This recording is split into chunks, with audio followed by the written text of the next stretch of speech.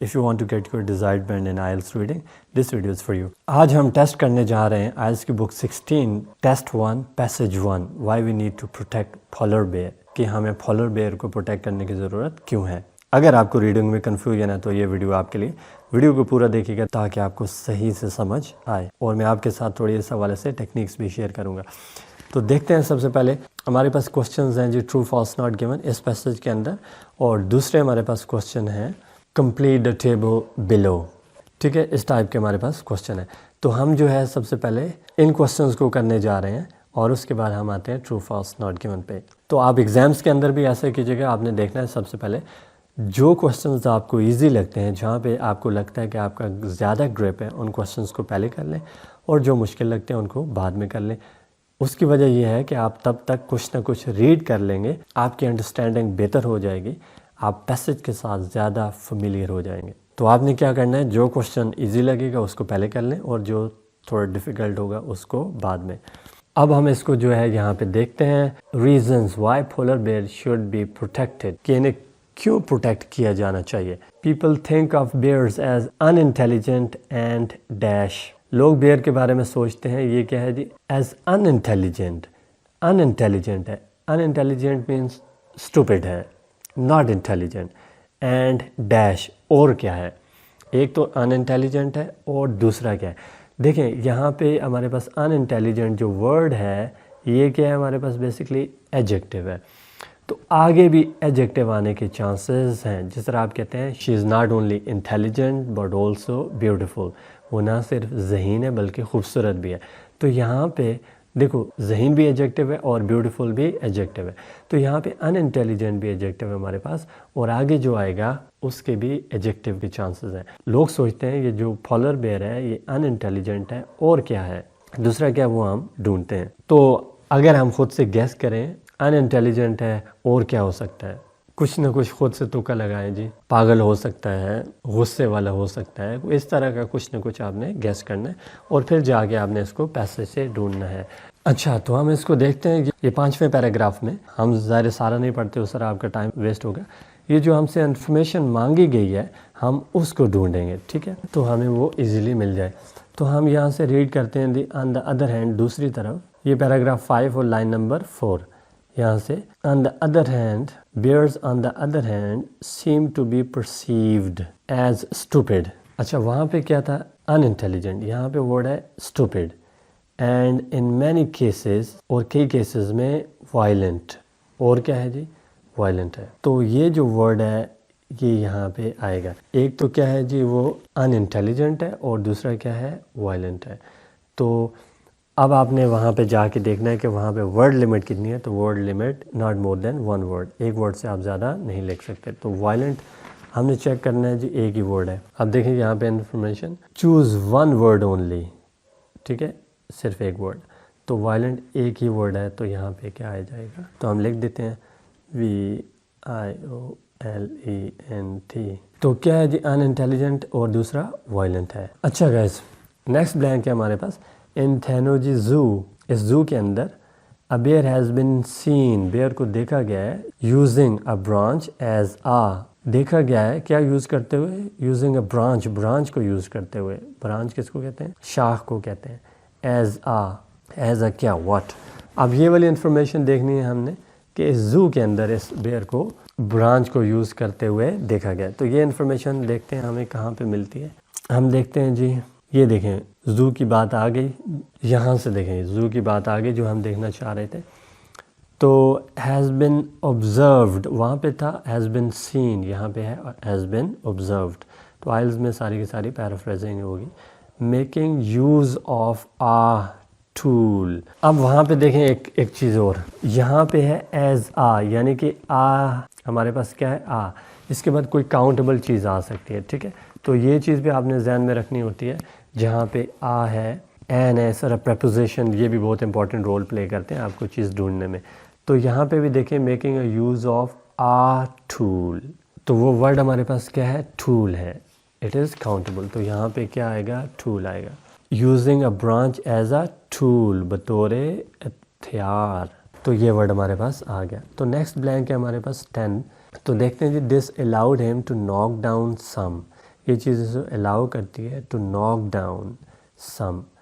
Knock down some क्या, जिस तरह हम कहते हैं सम वाटर, सम मिल्क, यानी कि इस तरह की कोई अनकाउंटेबल चीज़ आ सकती है। तो देखते हैं ये वाली इन्फॉर्मेशन हमें कहाँ मिलती है। अच्छा, यहीं से हम आगे पढ़ते हैं। तो उससे नीचे वाली लाइन में occasions to dislodge a piece of meat, वहाँ पे सम है और यहाँ पे क्या है, पीस ऑफ, और वर्ड क्या है हमारे पास, मीट, गोश्त, पीस ऑफ मीट। उधर क्या था, सम, इधर वर्ड है हमारे पास पीस ऑफ मीट या सम मीट। तो यहाँ पे क्या आ जाएगा, this allowed him to knock down some meat, गोश्त। अच्छा, तो next, while polar bear worked out a method of reaching a platform, क्या चीज़ है, method of reaching a platform where a dash was located. अब वेयर आ, तो इसके बाद यानी कि कोई काउंटेबल चीज़ आ सकती है। Method of reaching a platform, तो इस चीज़ को हम ढूंढते हैं। ये देखें जी, स्टैंडिंग ऑन अ प्लेटफॉर्म, ये वही चीज़ है। तो हम इसको पीछे से रीड करते हैं। Bear involve running and jumping on to burrow in an attempt to get uh. अब ये देखिए, वही मैंने कहा, जो आ है आपने इसको ध्यान में रखना है, उसके आगे वो वर्ड आ गया फोटोग्राफर।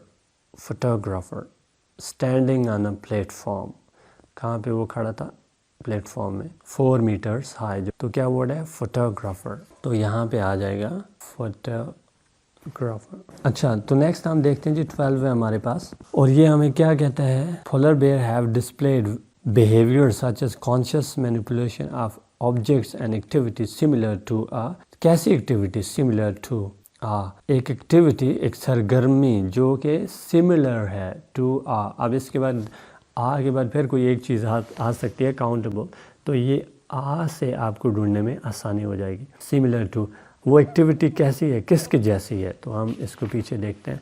तो हम जो है ये 6 पैराग्राफ में तीसरी लाइन अगर हम देखें तो यहाँ पे है, in what appear to be a game. अच्छा, वहाँ पे हमारे पास था जी सिमिलर टू, यहाँ पे है appear to be a game, तो क्या वर्ड है जी, गेम है।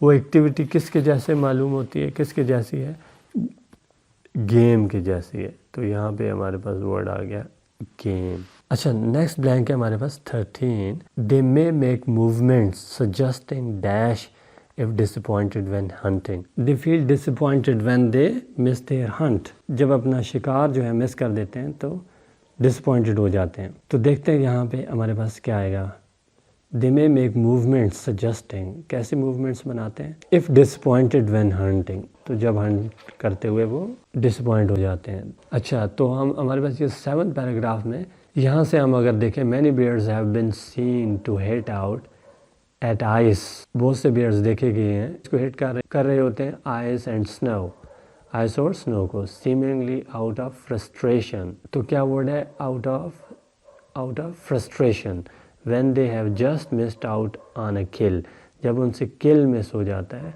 शिकार मिस हो जाता है, तो तब वो क्या वर्ड है जी, फ्रस्ट्रेशन। तो यहाँ पे हमारे पास क्या वर्ड आएगा, फ्रस्ट्रेशन। अच्छा गैस, तो ये हो गई हमारी 7 ब्लैंक्स। अब हम आते हैं true false not given question की तरफ।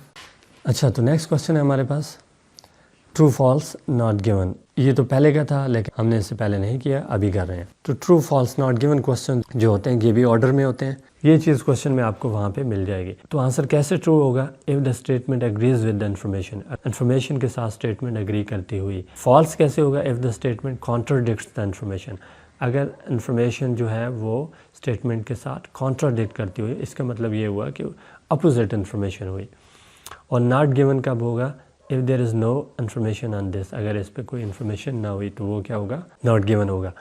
अब इस तरह के क्वेश्चन को करने के लिए आपने सबसे पहले क्वेश्चन को सही तरीके से रीड करना है, ताकि इस क्वेश्चन की समझ सही आए कि वो आपसे पूछ क्या रहा है। तो यहाँ पे आपने इन्फॉर्मेशन मैच करनी है, वर्ड्स मैच नहीं करने।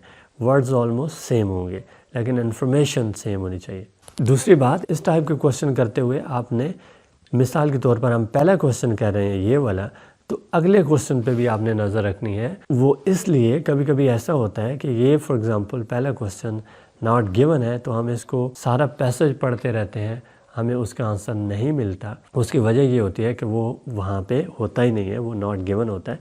हम वो चीज़ ढूंढ रहे हैं जो कि नॉट गिवन है और वो हमें नहीं मिलेगी। तो इसलिए अगला क्वेश्चन आपने ध्यान में रखना है ताकि आपको अगले का आंसर मिल जाए और पता चल जाए कि ये वाला नॉट गिवन था। अच्छा, तो इसको देखते हैं जी। Polar bear suffer from various health problem. कौन वेरियस हेल्थ प्रॉब्लम से सफर करता है? Polar bear. Due to build up of fat, किसकी वजह से? बिल्ड अप ऑफ फैट की वजह से अंडर देयर स्किन, जो कि उनकी स्किन के नीचे हैं। तो देखते हैं यही बात है कि नहीं, इस चीज़ को आपने ध्यान में रखना है और हम इसको रीड करना शुरू कर देते हैं। तो ये पहला पैराग्राफ है हमारे पास इसकी।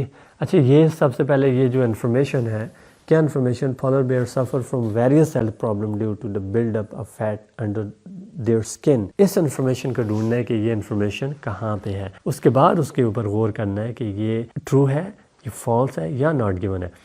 तो हम यहाँ पे हमें ये इन्फॉर्मेशन मिलती है। One reason for this is that they have up to 11 centimetre of fat. कितना फैट है जी? Up to 11 centimetre of fat underneath their skin. वहां पे था अंडर देयर स्किन, यहाँ पे है अंडरनीथ देयर स्किन। ठीक है, लग रहा है कि वही बात है। आगे हम इसको देखते हैं। Humans with comparative level of adipose tissue would be considered obese and would be likely to suffer from diabetes and heart disease। लेकिन ये आगे किसकी बात कर रहा है? ह्यूमंस की बात कर रहा है। लेकिन हमसे तो ह्यूमंस की बात नहीं पूछी गई। हमसे किसकी बात पूछी गई है? हमसे तो पोलर बेयर की बात पूछी गई है कि वो सफ़र फ्रॉम वेरियस हेल्थ प्रॉब्लम्स। तो ये यहाँ पे किसकी बात आगे कर रहा है? ह्यूमंस की बात कर रहा है। आगे देखते हैं। Yet the polar bear experienced no such consequences. तो कहते हैं कि पोलर बेयर जो है वो इस तरह के कॉन्सिक्वेंसेस एक्सपीरियंस नहीं करता। तो इसका मतलब ये हुआ कि ये आंसर क्या है हमारे पास? फॉल्स हुआ। क्या हुआ? फॉल्स। आपने पूरा लिखना है वहाँ पे फॉल्स। तो क्या क्वेश्चन था? वो कहता है कि polar bear suffer from the various health problem due to the buildup of fat under their skin. तो यहाँ पे ऐसी बात नहीं। तो क्या पोलर बेयर जो है सफर वेरियस हेल्थ प्रॉब्लम? नो। ठीक है, तो ये क्या है? पोलर बेयर नहीं करता। तो आंसर क्या हुआ? फॉल्स हुआ। Polar bear experience no such consequences. This statement contradicts, this is opposite. उधर कहते हैं करता है, इधर कहते हैं नहीं करता। तो इस बेसिस पे ये क्या हुआ? फॉल्स हुआ। तो हम जो है नेक्स्ट क्वेश्चन को देखते हैं। अच्छा, नेक्स्ट है हमारे पास The study done by Liu and his colleagues compared different group of polar bears। जो स्टडी की गई किससे? Liu and his colleagues, Liu और उसके colleagues compared different groups। उन्होंने क्या कंपेयर किया? Different group of polar bears. Polar bears के डिफरेंट ग्रुप्स को कंपेयर किया। तो देखते हैं क्या ऐसी बात है या नहीं है। तो हम इससे आगे रीड करेंगे जल्दी से। यहाँ तक हमने पढ़ा था, इससे आगे हमने देखना है।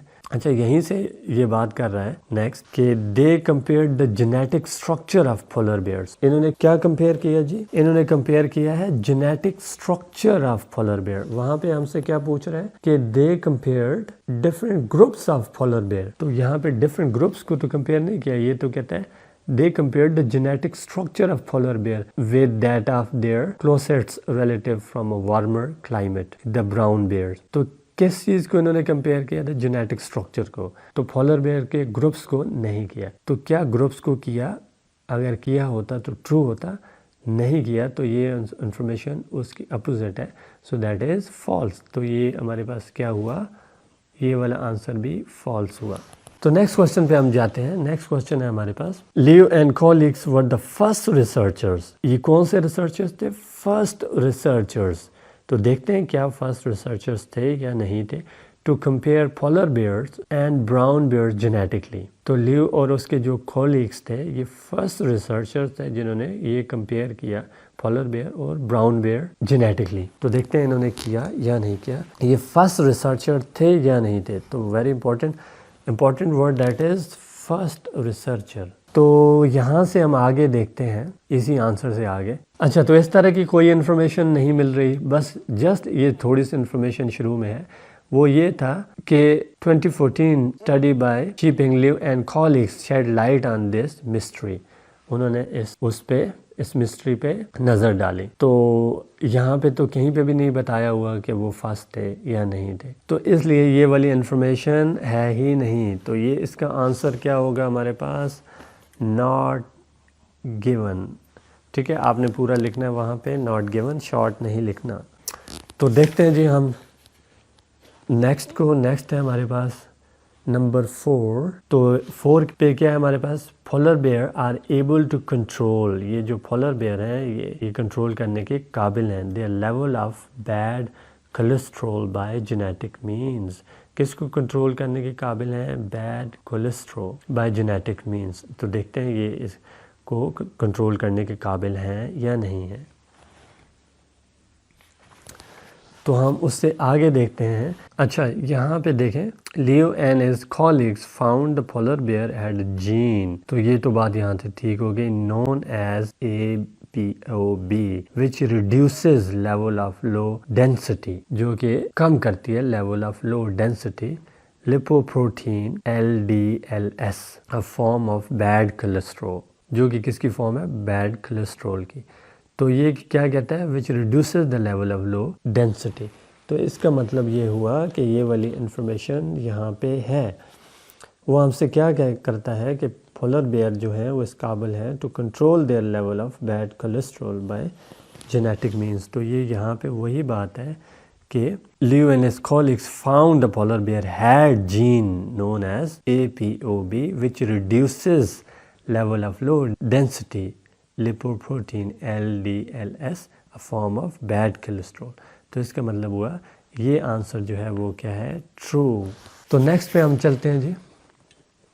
नेक्स्ट है हमारे पास 5, और 5 में हमारे पास क्या है, ये कहता है कि female polar bear are able to survive for about 6 months without food. Female polar bear है आर एबल टू सर्वाइव, ये सर्वाइव करने के काबिल है, फॉर अबाउट 6 months 6 महीने तक, विदाउट फूड, खाने के बगैर। तो देखते हैं कि ये ट्रू है, फॉल्स है या नॉट गिवन है। तो हम उससे आगे रीड करेंगे। अच्छा, तीसरे पैराग्राफ से हम यहाँ से देखते हैं हम इसको जी। Once autumn comes around, these female will dig maternity dens in the snow and will remain there throughout the winter।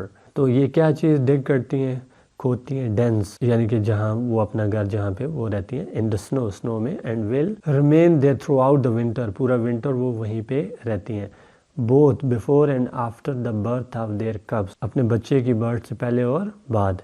This process result in about 6 months of fasting. Process में वो जो है 6 months के लिए फास्टिंग करते हैं। Fasting का मतलब हम इसको अपनी ज़बान में रोज़े रखना कहते हैं, तो वो फास्टिंग करते हैं। तो वहाँ पे उन्होंने क्या हमसे क्वेश्चन पूछा गया था कि जो पोलर बेयर है वो इस काबिल है कि वो सर्वाइव कर सकते हैं 6 महीनों तक बगैर फूड के। तो वहाँ यहाँ पे ऐसी बात है कि before and after the birth of their कब्स this process results in about 6 months of fasting. तो इस प्रोसेस का क्या नतीजा निकलता है जी, 6 months ऑफ फास्टिंग, वो 6 महीने के लिए फास्टिंग करते हैं, यानी कि कुछ नहीं खाते। तो इसका मतलब ये हुआ कि ये आंसर ट्रू है। हमसे यही बात पूछी गई थी कि वो जो है, जो फीमेल पोलर बेयर है वो इस काबिल है कि वो 6 महीने बगैर खाए पिए सर्वाइव कर सकती है। तो यहाँ पे ये आंसर ठीक हुआ। नेक्स्ट देखते हैं हम जिस 6 को। 6 पे हमारे पास It was found that bones of female polar bears were very weak. It was found, ये फाउंड किया गया, ये पाया गया कि that the bones of female polar bears, जो फीमेल polar bear की bones थी, were very weak, वो बहुत कमज़ोर थी, when they came out of their dens in spring, जब वो बाहर में अपने डेंट से बाहर आए तो उनकी जो थी वो बहुत ज़्यादा वीक थी।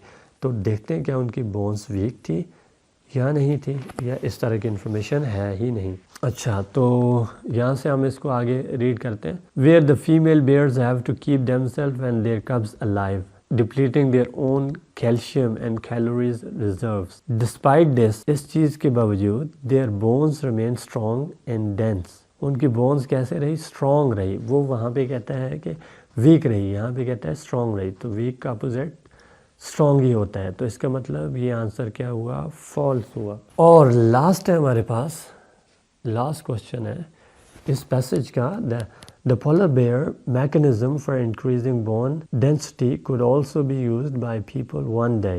The polar bears mechanism for increasing bone density could also be used by people one day. तो लोगों के ज़रिए भी इस्तेमाल किया जा सकता है एक दिन, देखते हैं किया जा सकता है या नहीं। क्या चीज़ दी? Polar bear mechanism for increasing bone density. अच्छा, सबसे पहले हमने ये वाली इन्फॉर्मेशन ढूंढनी है जहाँ पे ये बात पूछी गई है, the polar bears mechanism for increasing bone density could also be used by people one day. तो अच्छा, तो हम इसको यहाँ से रीड करते हैं, if the mechanism of bone remodelling. तो मैकेनिज्म की बात तुम्हारे पास आ गई, of bone remodelling in polar bear can be understood. वहाँ पे हमें कह रहा था can be use, could be use, यहाँ पे can be understood. Many bedridden humans and even astronaut could potentially benefit। तो इसका ये मतलब हुआ कि this answer is true। तो वो वहाँ पे हमसे कह रहा है कि it could also be used by people one day, ठीक है। तो यहाँ पे same information है, if the mechanism of bone remodeling in polar bear can be understood, many bedridden humans and even astronaut could potentially benefit। तो फ़ायदा हो सकता है, तो this is true. Alright guys, video पसंद आई तो लाइक ज़रूर कीजिएगा। मिलते हैं और वीडियो के साथ, तब तक गुड बाय।